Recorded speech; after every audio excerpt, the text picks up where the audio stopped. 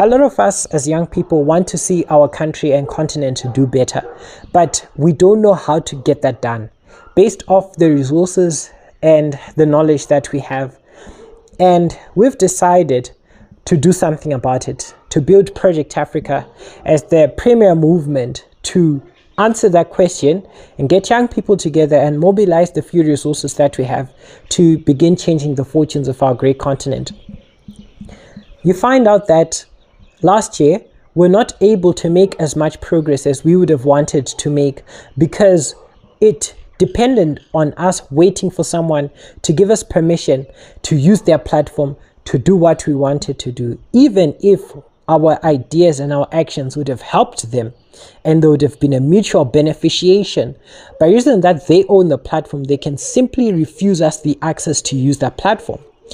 And that became our biggest shortfall. And this year we have decided the simple way to get out of that. There are two ways to get about that actually. Number one, use the resources that we already have to get work done. And number two, build our own platform, hence Project Africa. So what does this platform look like? Number one, we're getting young people together across the city, Johannesburg where I'm based, Harare where my friend is based, all over the respective countries and the continent to come together, meet online and in person. And it doesn't even have to be fancy like with suits at a convention arena, but it can be just as simple and casual like the last time I was with my friend at a restaurant, at each other's places or houses, in our residences at university, and have the right conversations about where we're getting it wrong as a continent or what we can do to get it right as a continent. And chart a plan and a vision for what we'd like to do 5 years from now, 10 years from now, and 15 years from now. And begin to figure out that with the resources that we have, what can we do? Because we have two things that work to our advantage. Number one, time, because we're young. Number two, the effect of compounding. So if as young people, we don't have certain obligations that our parents have. So if they were to start a business with the same level of profits, because of the obligation to pay school fees, pay rent, and all these other bills, the profits would not stay in the business. But we don't have that kind of dilemma. So we could actually use money, thousands of us, or 2,000 or 3,000 of us, put together 100 Rand a month each or $6 a month each. That's in dollars. And invest into something and allow that business to scale over the next 5 years and actually build something into something that's worth hundreds of millions of rands or even R1 billion enterprise. By virtue of that, we're able to invest all profits into the business and not into expenses at home.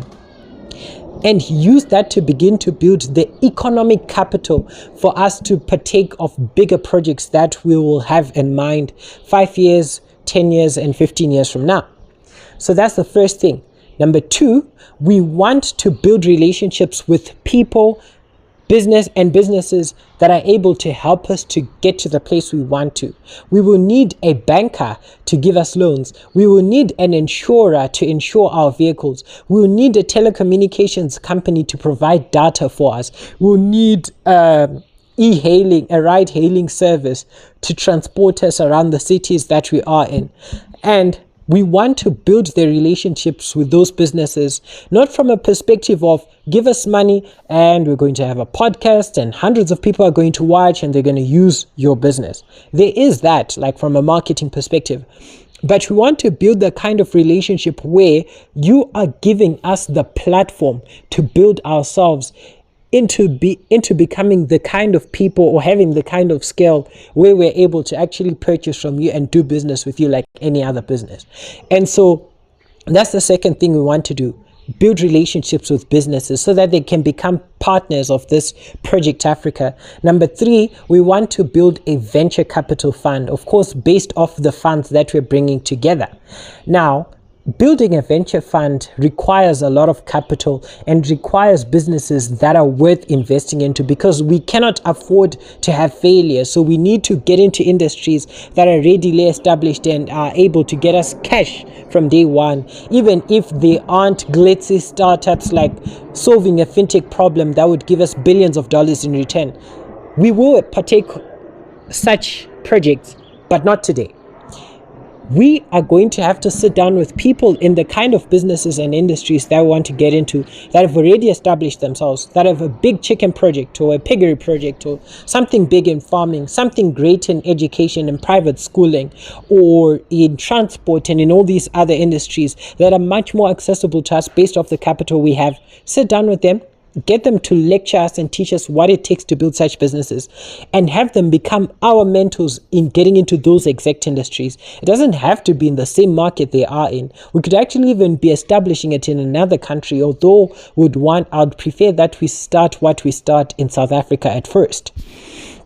And then use that to build those businesses and scale them to the point at which we can now invest into those riskier bets that can bring about higher returns on investment through our venture capital firm. And as we're building, we don't just want to build these small projects. We want to replicate the success stories of South African businesses, because South African businesses dominate a lot of how business works on the continent, and also enterprises in India and China and Europe and the United States, a couple of countries which are somewhere between a decade ahead of us, in the case of India, to quote unquote 100 years ahead of us, like a China, for example. It's not quite 100 years, but they are quite a gap ahead of us. And begin to learn how their technical and difficult to enter into industries were built, so that as we accumulate a decent amount of capital a few years from now, we can begin making the certain investments to get into those industries. Because certain technologies, like let's say semiconductors, take 20 years to develop. Building aeroplanes takes 20 years or 10 years to learn how to make them and make them to a level at which it's profitable and commercially viable for the people that are using these products. So we can't only start working on the journey of building those technologies when Africa is a $20 trillion economy. We have to start it as soon as we have the money to do that. And so even right now, we are going to learn from the best case studies of businesses, people, and countries around the world, and in South Africa and the continent as a whole, because you also have stories like Dangote and how he has done very well, and Access Bank from Nigeria, and the businesses that are coming out of Egypt and South Africa, which I mentioned earlier. And also sit down with these people and have them mentor us and advise us and guide us in this journey we want to get into. And as we do that, get more young people and get businesses to be on board, and even the older people like our parents and eventually government, perhaps even providing capital commitments to help us do what we want to do at Seed, at our venture fund, and at Project Africa. So basically that's what we want to do this year. So we're going to start by having a podcast, having all sorts of social media channels where we push our content, and build a WhatsApp channel and group. We already have a channel. We will build a group and organize, come together and begin talking, and at the same time begin to build the partnerships with certain kinds of businesses to achieve what I was talking about earlier. So I just made this video to let you know what we're trying to do and ask that you may come on board with our vision. I thank you. And we can do all things through Christ who strengthens us. This is a God-empowered movement. And at the end of it all, our hope and our intention is to be the light of the world and bring the light of God in all the areas and places in society where there was darkness. Goodbye.